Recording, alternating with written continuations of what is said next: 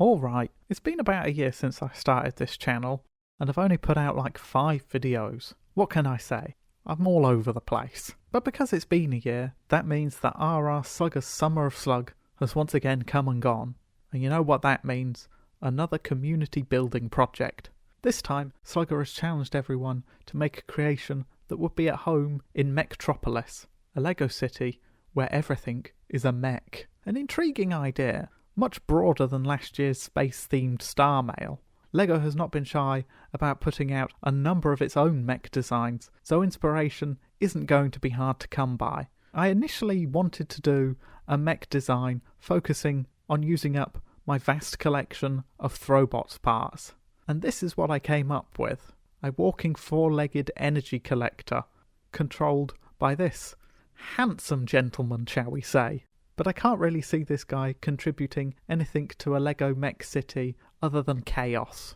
So, a change of plan was in order. Something a little bit more friendly and probably minifigure scale, and a lot less thuggish.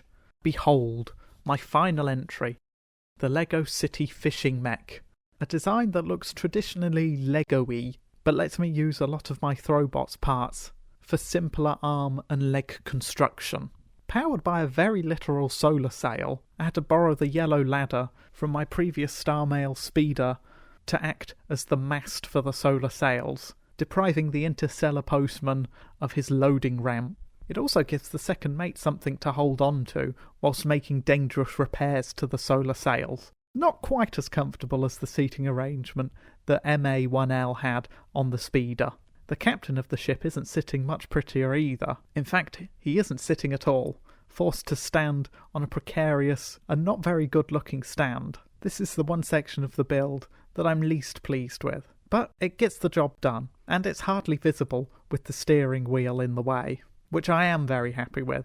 A big old pirate ship wheel, cartoonishly out of place on this futuristic mock. It makes for a very nice juxtaposition, and I'm very pleased with how it turned out. The Throwbot arms hold the fishing rod and the net to store the fishy haul. The legs are nothing special, using Keat yellow connectors for the ball joints and for the feet. It's a little precarious, but it does manage to stand up on its own just fine for the most part. A little yellow propeller, borrowed from Sub the Throwbot, is also needed to give this boat a propeller if it ever needs to set sail proper, which it might have a hard job doing, considering all of the parts on the back of the boat that allows for the attachments of the arms and legs, which probably could be simplified with a little bit more tinkering in the future.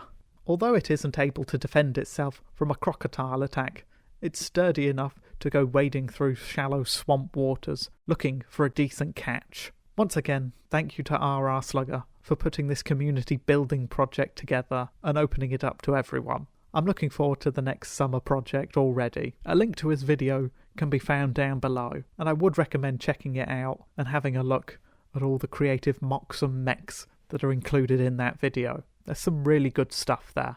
And please, let me know if you contributed to the Summer of Slug. Leave a timecode down below as to where we can find your creation in the video. Thanks for watching, and come on back for the next one, whenever that might be.